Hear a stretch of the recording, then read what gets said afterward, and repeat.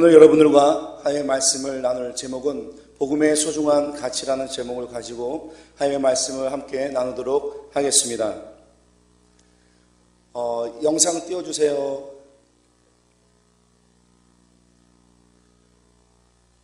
한쪽은 왼쪽에, 이쪽에 오른쪽이죠. 오른쪽에 있는 것은 깔끔하고 세련된 찻집이고요. 그 반대쪽에 있는 것은 오래된 찻집입니다. 여러분 만약에 가신다고 한다면 어느 찻집을 가시고 싶으십니까? 세련되고 깔끔한 그런 찻집을 가고 싶으십니까? 아니면 멋이 있는 그런 찻집을 가고 싶으십니까? 한번 거수를 한번 해볼까요? 네. 이것을 선정하는 것, 이걸 선택하는 것, 그것이 우리의 가치입니다. 우리가 어떤 가치를 가지고 있느냐에 따라서 나는 세련되고 멋있는 그런 찻집을 가고 싶어. 아니면 나는 옛 모습을 그대로 간직한 전통이 있는 그런 찻집을 가고 싶어. 그것은 우리가 선택할 때의 기준이 되는 것이 가치입니다. 넘겨주십시오. 가치는 일반적으로 좋은 것, 값어치, 인간의 욕구나 관심을 충족시키는 것, 충족시키는 성질이라고 이야기를 합니다. 우리가 어떤 것을 선택할 때에는 내가 좋은 것, 내가 좋다라고 생각하는 것에 비중을 두고 그것을 선택을 합니다. 우리나라 헌법의 제1조 1항에 대한민국은 민주공화국이다. 민주주의와 공화제가 합쳐져 있는 국가가 우리나라입니다. 11조 1항에도 뭐라고 나와 있냐면 대한민국의 모든 국민은 법 앞에 뭐하다? 평등하다. 이것이 대전제입니다. 때로는 내가 원하는 대로, 내가 바라는 대로 하고 싶은 것이 있습니다. 그럼에도 불구하고 내가 원하고 내가 바라는 것을 내려놓을 수 있는 것은 그것보다 더 높은 가치가 있기 때문에 그렇습니다. 복음의 가치가 바로 그렇습니다. 내가 원하고 싶고 내가 원하는 것, 내가 하고 싶은 것 내 마음대로 하게 되면 법의 질서가, 민주주의 제도가 흔들릴 수 있기 때문에 그렇습니다. 내가 원하고 내가 바라는 것이지만 민주주의를 흔들거나 또 다른 사람에게 피해를 줄 수 있다면 그러면 내가 그것을 자제하고 그것을 안 하는 것, 그것이 우리의 가치가 되어야 합니다. 복음의 가치가 바로 그러합니다. 넘겨주시면 감사하겠습니다. 네, 제가 주중에 섬기고 있는, 사역하고 있는 디딤돌 사랑공동체라고 하는 봉사단체에 있습니다. 거기서 무료급식과 도시락 사업을 합니다. 저거는 도시락을 매주 토요일마다 도시락을 하는 사역입니다.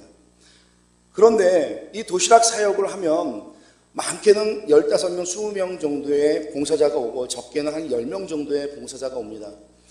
부모하고 어머니하고 손잡고 이렇게 어머니하고 자녀가 손잡고 와서 봉사를 합니다.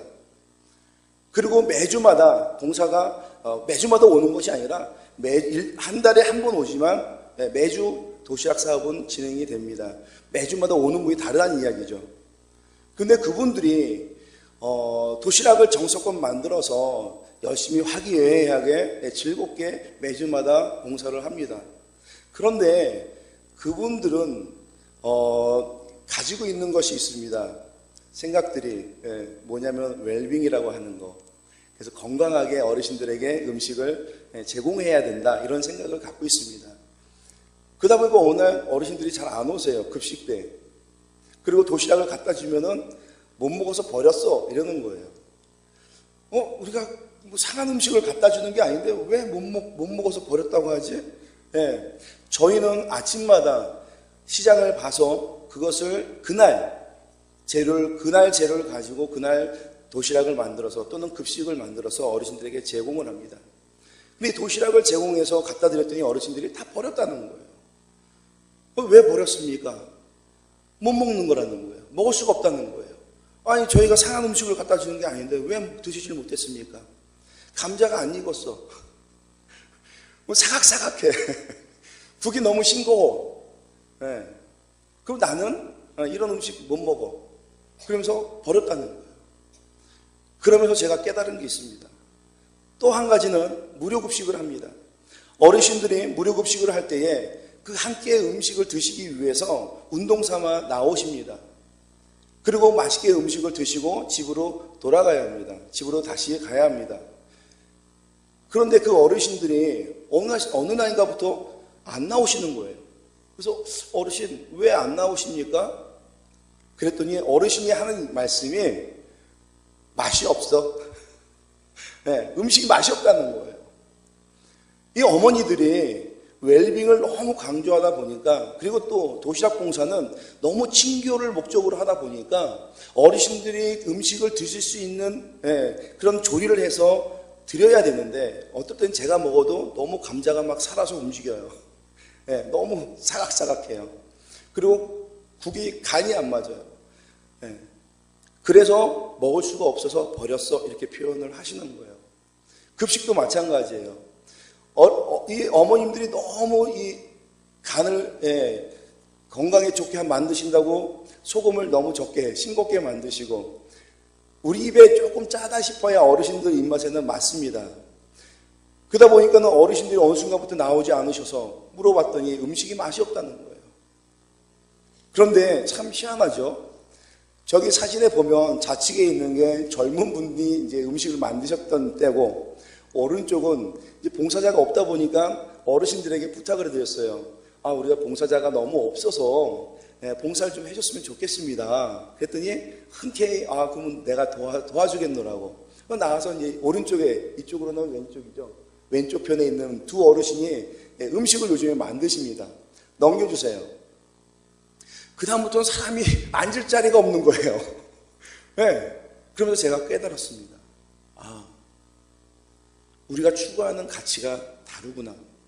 어머님들이 추구하는 가치는 어르신들의 건강인데, 이 어르신들은 단 한 끼라도 맛있게 드시는 것이 목적인 거예요.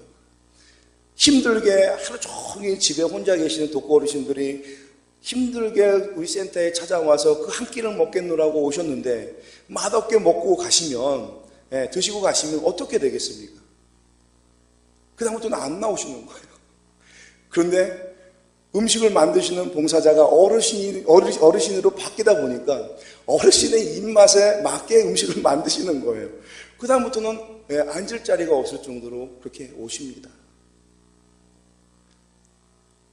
우리가 어떤 가치를 가지고 어떻게 봉사를 하고 섬겨야 하는가, 제가 깨달은 바가 큽니다. 어르신들에게 있어서는 단 한 끼가 중요합니다. 그것을 맛있게 드시기 위해서 힘들게 왔는데 그 음식이 맛이 없다고 한다면 그러면 그 어르신이 오시지 않는다는 거죠. 복음이 그렇습니다. 우리가 믿음 생활을 할 때에 가치와 가치가 충돌할 때가 있습니다. 교회 안에서 나는 이것이 중요하다고 생각해, 나는 이것이 중요하다고 생각해, 그런 가치가 있습니다. 그런데 이 가치와 가치가 충돌을 할 때 과연 이 어떤 가치를 우리가 선택할 것인가 하는 것입니다. 그것은 복음의 가치입니다. 복음의 가치에 우리가 비중을 두고 내가 좋은 것이 아니라 복음이 어떻게 이야기하고 있는지, 말씀이 어떻게 이야기하고 있는지 우리가 그것을 생각하고 그것에 우리가 비중을 두고 그것을 선택해야 하는 것입니다. 복음이 무엇입니까? 복음이 무엇입니까? 복된 소리입니다. 이 복된 소식이라고 하는 것은 하나님께서 몸소 이 땅에 인간의 몸을 입고 오셔서 저와 여러분들의 죄와 허물을 대신하여 십자가를 짊어지시고 죽은 사건이, 그것이 십자가의 사건입니다. 그리고 그것이 복음입니다. 그 복음이 무엇을 이야기합니까? 십자가가 무엇을 이야기합니까? 우리는 십자가의 길이라는 표현을 씁니다. 십자가의 길. 이 십자가 안에는 하나님의 사랑이 담겨져 있습니다. 복음의 가치는 예수 그리스도의 하나님의 사랑의 가치입니다. 그러므로 그 무엇도 그 사랑에 우선할 수가 없습니다. 40절 말씀을 보도록 하겠습니다. 마태복음 22장 40절 말씀. 이 두 계명이 온 율법과 선지자의 무엇이다? 강령이다. 강령이다. 이 강령이라는 글을 국어사전에서 찾아보니까 일의 근본이 되는 큰 줄기라는 뜻입니다. 큰 기둥과 같은 것이라는 것입니다. 흔들릴 수 없는 것, 변할 수 없는 것, 그것이 바로 이 강령이라는 것입니다. 온 율법과 선지자의 무엇이다? 강령이다. 하나님을 사랑하고 내 이웃을 내 몸같이 사랑하는 것, 그것이 어떤 율법보다도 앞서야 하는 것입니다. 우리 교회의 가장 큰 정신이 되어야 하는 것은 바로 예수 그리스도의 십자가의 사랑, 그 사랑이 그 무엇보다도 우선되어져야 합니다. 왜냐하면 그 사랑으로 인하여 영혼이 살고 죽기 때문에 그렇습니다. 여러분, 사랑이 풍성한 교회는 성장할 수밖에 없습니다.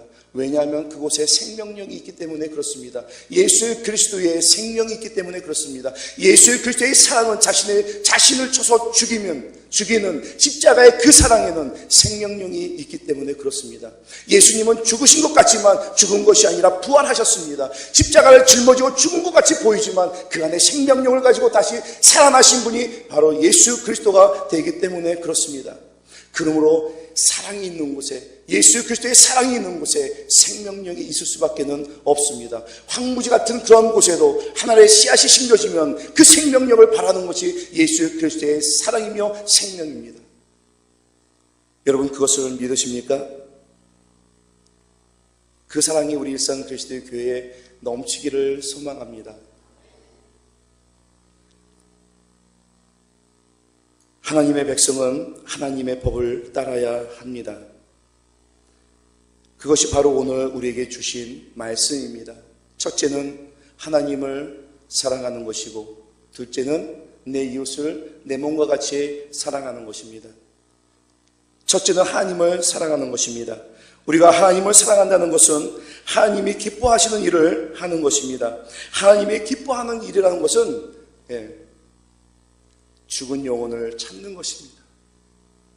예배라고 하는 것은 떠났던 나의 아들이 지금 이곳에 와서 아들과 아버지가 함께 만남을 갖는 귀한 시간입니다. 얼마나 기쁨이 넘치고 얼마나 행복한 시간이겠습니까? 여러분, 한번 생각해 보십시오. 죽은 줄만 알았던 내 자녀가, 내 아들이 언젠가 돌아왔습니다. 얼마나 기쁩니까? 이 예배의 시간이라고 하는 것이 바로 그런 시간이 되어야 합니다. 여러분, 기쁘십니까? 행복합니까? 이 예배의 시간이 하나님의 은혜와 사랑이 넘쳐서 기쁨이 있고 샬롬이 있고 평안이 있는 그러한 시간이 되어야 한다는 것입니다. 여러분, 한번 생각해 보십시오. 아들의 입장으로 한번 생각해 보십시오. 아버지는 얼마든지 용서하고 용납할 수 있습니다. 그래, 내 자식이니까. 하지만 아들의 입장에서 한번 생각해 보십시오. 아버지에게 내 분깃을 달라고 때를 써서 내 모든 재산을 가지고 나아가서 허랑방탕하게 사용하고 그것을 다 탕진하고 돌아온 자식의 마음을 한번 여러분 생각해 보십시오. 자신 있게 이곳에 나올 수 있겠습니까? 아버지가 나를 용서해 줄까? 아버지가 과연 나를 이해해 주실까? 내가 아버지 앞에 나아가면 나를 기쁘게 받아주실까? 아니면 나를 욕짓거리하고 나를 받아주지 않고 나가라고 하실까? 그런 두려움이 있지 않겠습니까?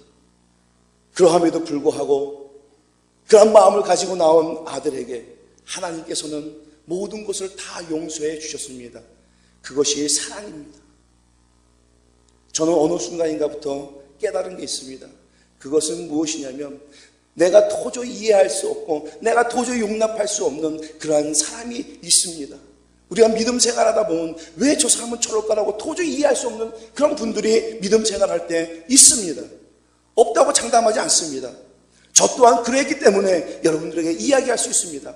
제가 중고등부 때 저도 열심히 놀았습니다. 노세 젊어서 노세, 늙어지면 못 노나니 그랬습니다. 그래서 담당 목회자 속도 많이 썩였습니다. 주일날 예배를 드려야 되는데 그러지 못했습니다. 친구들과 놀러 다니고 그랬었습니다. 그런데 어느 순간인가 하나님이 저에게 음성을 들려주셨습니다. 민성아, 너도 예전에는 그랬단다. 너도 내 속을 그렇게 썩였단다. 내 마음을 그렇게 아프게 했단다. 내가 너 때문에 얼마나 눈물로 지셨는지 모른단다. 그런데 너는 그것을 이해 못하겠니? 내가 이해하고 내가 용납하는데 왜 네가 이해를 못하겠니? 그 음성을 듣는 순간부터 저는 웬만해서는 화를 내지 않습니다. 하나님이 저에게 주신 축복이라고 생각합니다. 은혜라고 생각합니다.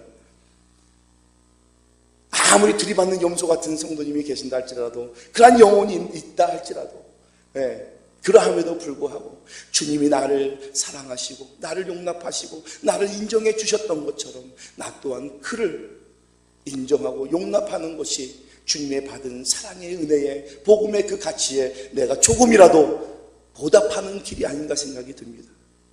성도 여러분, 사랑하는 성도 여러분, 이해해 주십시오. 부족하고 연약하고 나약하여서 바로 서지 못한 우리 성도님들 있을 수 있습니다. 또한 저도 그 안에 들어갈 수 있습니다. 때로는 부족하여서, 때로는 연약하여서 여러분들의 기대치에 못 미칠 때가 있습니다.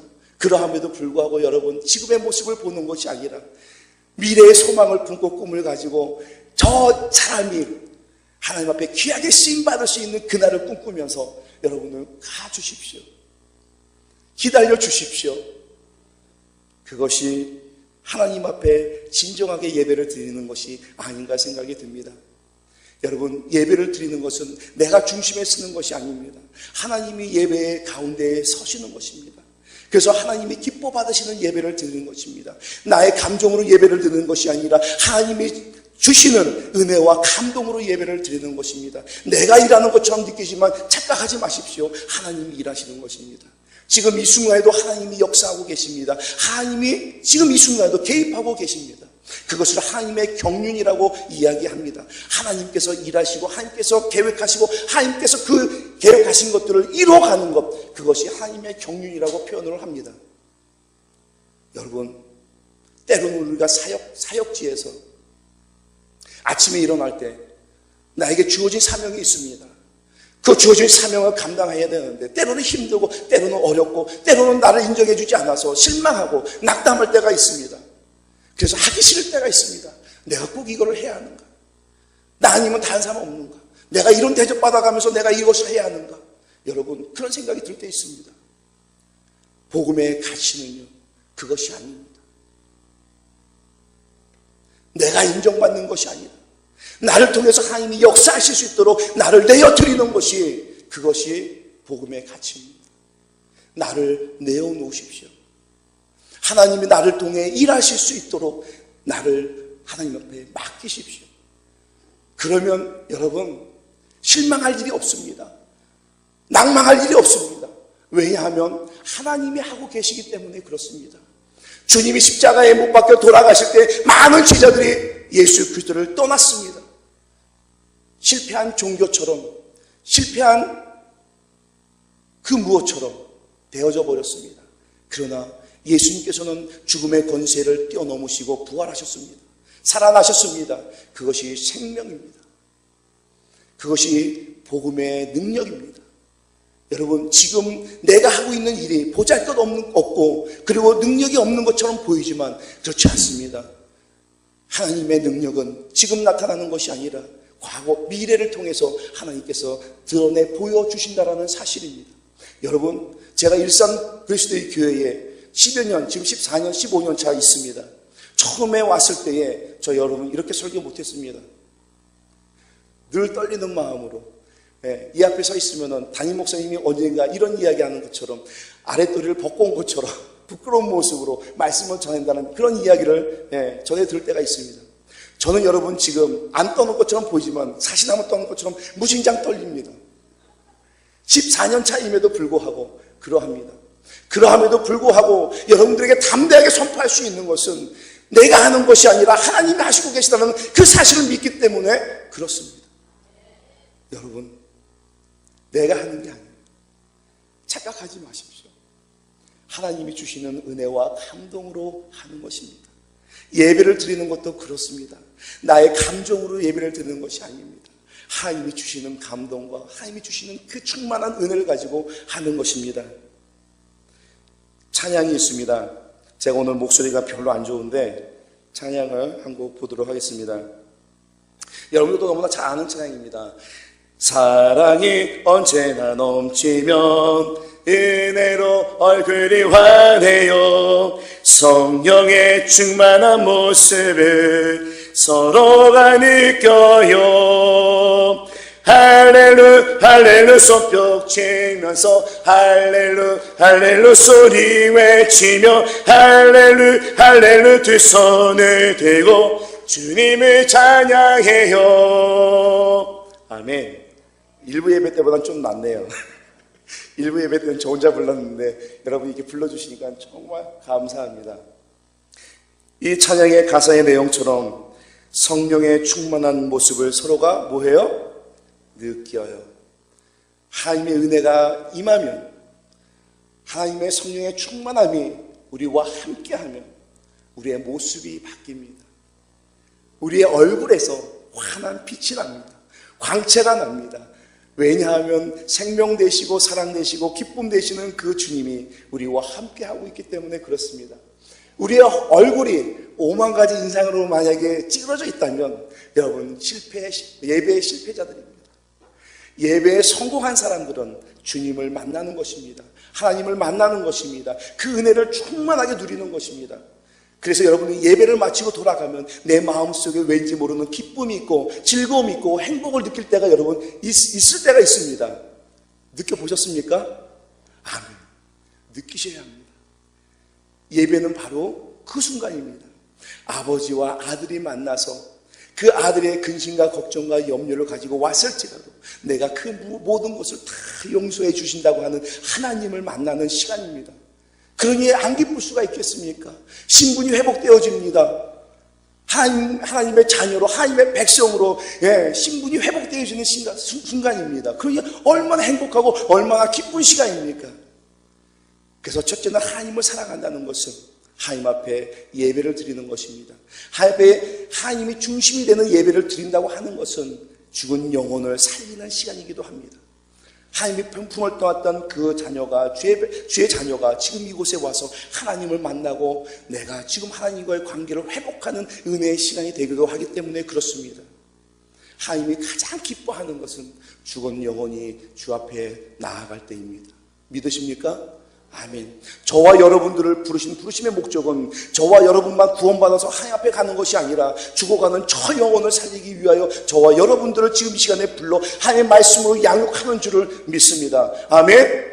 아멘. 요한복음 4장 23절에서 24절 말씀을 보도록 하겠습니다. 요한복음 4장 23절에서 24절 말씀 보도록 하겠습니다. 하나님께서 참되게 예배하는 자들은 영과 진리로 예배할 때가 오나니 곧 이때라. 아버지께서는 자기에게 이렇게 예배하는 자들을 찾으시니라. 하나님은 영이시니 예배하는 자가 영과 진리로 예배할지니라.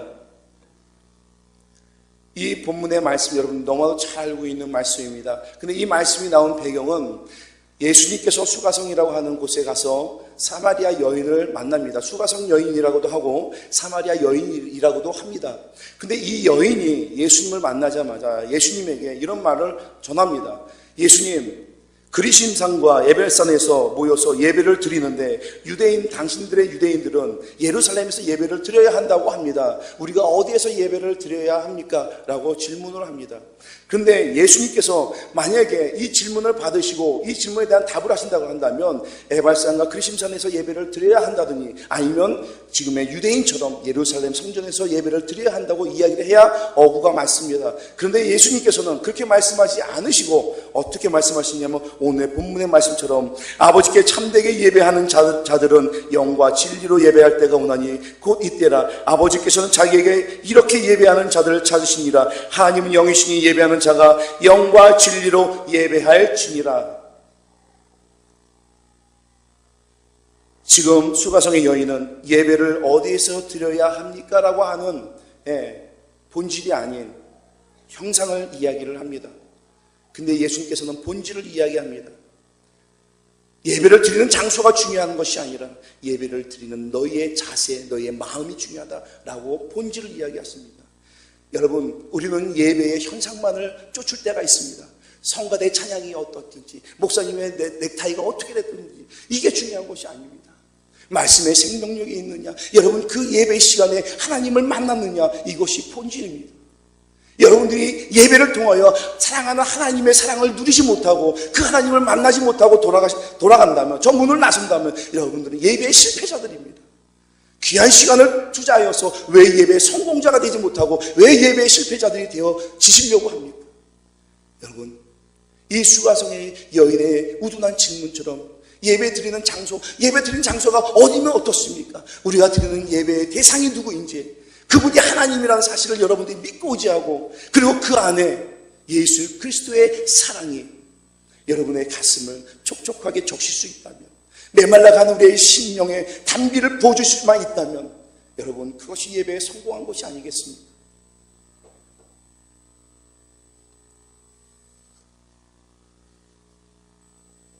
은혜로 예배를 드리게 되면 주님의 사랑이 그곳에 넘칩니다.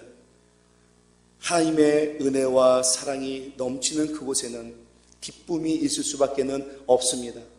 우리의 얼굴에 은혜가 넘치고 사랑이 넘치고 기쁨이 넘쳐서 환하게 빛나는, 그러면 그 누가 보더라도 믿음을 갖지 않은 세상 사람이 본다 할지라도 아, 저 사람은 참 크리스찬인가 보구나라고 인정하지 않겠습니까? 저와 여러분들이 세상 사람들이 인정할 수 있는 그런 참된 그리스도인들이 되어지기를 소망합니다. 두 번째는 내 이웃을 내 몸과 같이 사랑하라고 하는 것입니다. 내 이웃을 내 몸과 같이 사랑하기 위해서 첫째는 실천은 섬기는 것입니다. 사랑은요, 실천의 덕목입니다. 말과 혀로만 사랑하는 것이 아니라 행함과 진실함을 통하여 하는 것이 바로 사랑입니다. 그래서 사랑은 실천의 덕목입니다. 내가 우리 사랑하는 아내에게 여보 사랑해, 여보 사랑해, 여보 사랑해, 사랑한다고 100번을 얘기해봐야 다이아반지 하나 해주면 그걸로 게임 끝입니다. 네. 왜냐하면 사랑은 눈에 보여져야 하기 때문에 그렇습니다. 섬기는 것, 고린도전서 1장 18절 말씀을 보도록 하겠습니다. 고린도전서 1장 18절 말씀에 보면 십자가의 도가 멸망하는 자들에게는 미련한 것이요 구원받은 우리에게는 하나님의 무엇이다? 능력이다. 이 십자가의 도라고 하는 것을 한자로 얘기하면 길입니다. 영어로 얘기하면 메시지입니다. 이 십자가가 담고 있는 메시지가 있다라는 것입니다. 빌립보서 2장 6절 말씀을 보도록 하겠습니다. 빌립보서 2장 6절 말씀을 함께 읽겠습니다. 시작. 그는 근본 하나님의 본체시나 하나님과 동등됨을 취할 것으로 여기지 아니하셨다 말씀하셨습니다. 네. 예수 그리스도는 본체는 하나님이십니다. 그러나 하나님과 동등됨을 그렇게 여기지 아니하시고 종의 형체로 인간의 몸으로 이 땅에 오셨습니다. 그것을 새 번역으로 다시 한번 읽겠습니다. 보이십니까? 네, 다시 한번 읽겠습니다. 시작. 그는 하나님의 모습을 지니셨으나 하나님과 동등됨을 당연하게 생각하지 않으시고, 여기서 당연하다는 것. 우리는 너무나도 당연하다는 것을 당연하게 여깁니다. 나는 인정받아야 된다고 생각하는 것을 생각하고, 나는 뭐라고 할까요? 교회 안에서 나는 이런 대접을 받아야 된다고 생각합니다. 그것을 당연하게 생각합니다. 당연하지 않습니다. 당연하지 않습니다. 우리는 종의 몸으로 예수님이 나를 섬겨주셨던 것처럼 나는 또 다른 누군가를 섬겨야 합니다. 그러기 위해서는 내 모든 것을 내려놓고 내 모든 것을 포기할 줄 알아야 합니다. 내가 가지고 있는 능력, 내가 가지고 있는 힘, 내가 가지고 있는 것들을 주님 앞에 내려놓을 줄 알아야 합니다. 여러분들은 얼마나 내려놓으십니까? 죽어가는 영혼을 살리기 위하여 나의 것을 얼마나 내려놓고 그를 섬기십니까? 주님은 종의 몸으로 우리를 섬겨주셨는데 우리는 어떻게 섬기고 있습니까? 죽어가는 영혼을 섬기기 위하여 여러분 무엇을 내려놓았습니까? 여러분의 시간을 내려놓으셨습니까? 여러분의 재물을 내려놓으셨습니까? 무엇을 내려놓으셨습니까? 주님은 우리에게 있어 가장 귀한 것을 내어놓으셨습니다. 찬양 하나 부르시도록 하겠습니다. 나의 주 나의 하나님이여. 안 보이나요? 찬양을 한 곡 부르시도록 하겠습니다. 나의 주 나의 하나님이여. 제가 찬양을 잘 못 부르시더라도 이해해 주시면 감사하겠습니다. 나의 주 나의 하나님이여 주를 경배합니다. 주 사랑하는 나의 마음을 주께서 아시나이다. 고통 속에 방황하는 내 마음 주께로 갈 수 없지만 저항할 수 없는 그대로 주님의 길을 걷게 하소서. 나의 주 나의 하나님이여 주를 경배합니다. 주 사랑하는 나의 마음을 주께서 아시나이다. 아멘. 저항할 수 없는 그 은혜로 주님의 길을 가게 하소서. 여러분, 저항할 수 없는 주의 은혜에 여러분들이 사로잡힌 바 되어지기를 소망합니다. 거절할 수 없는, 저항할 수 없는 주님의 그 사랑에 여러분들이 몸을 담그시기를 소망합니다.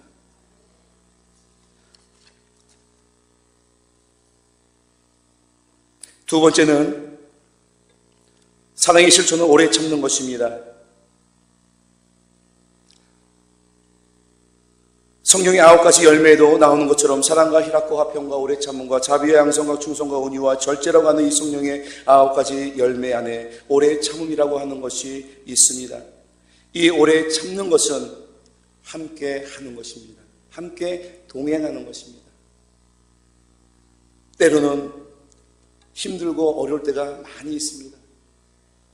제가 목회 사역을 하면서 우리 일산 그리스도의 교회에서 어린이 교회학교, 중고등부, 그리고 청년부, 지금은 청년부까지 교육부수를 다 두루 섬겼습니다. 근데 그때에 나를 힘들게 하고 어렵게 하고 그리고 왜 저럴까라고 생각했던 아이들이 있습니다. 그런데 그 아이가요, 지금은요 함께 동역합니다. 함께 찬양을 하고요, 함께 사회를 보고요, 함께 셀장이 되어 있습니다. 여러분, 지금 우리 눈에 우리 일산 그리스도의 교회가 부족하게 보입니까? 연약하게 보입니까? 여러분, 앞으로의 10년을 기대하십시오. 앞으로의 20년을 여러분 기대하십시오. 그러면 정말로 이 일산 그리스도의 교회가 하나님의 능력 안에서, 하나님이 주시는 축복 안에서 더욱더 아름답게 성장해져 갈 줄을 믿습니다. 사랑은요, 기다림이에요. 사랑은요, 참는 거예요. 사랑은요, 인내하는 거예요. 그냥 무작정 참는 것이 아니라, 무작정 인내하는 것이 아니라, 여러분, 함께 동행하는 삶을 사는 겁니다. 내 옆에 있는 성도님이 때로는 힘들고 어렵다면 그와 함께 동행해 주는 것입니다. 무엇을 같이 해서가 아니라 그냥 옆에 있어 주기만 해도 그렇습니다.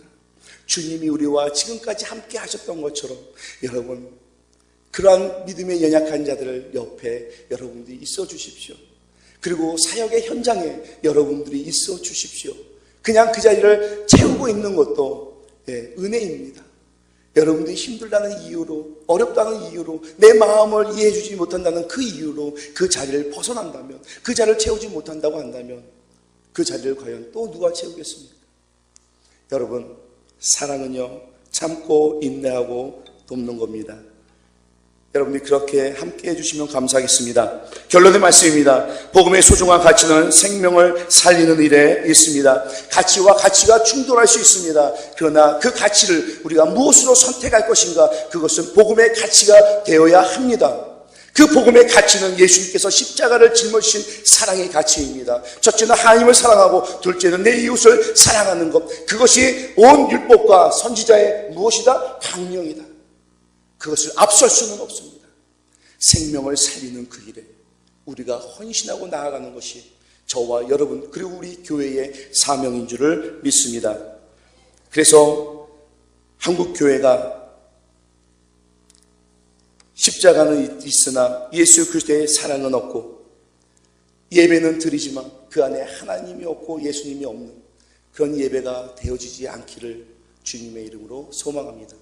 기도하겠습니다.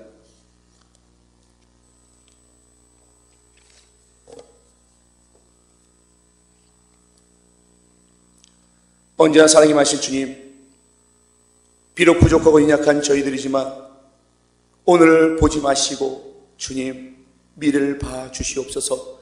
미래를 꿈꾸고 소망하며 나아갈 수 있는 믿음의 백성이 되어질 수 있도록 주님께서 은혜 베풀어 주시기를 소망합니다.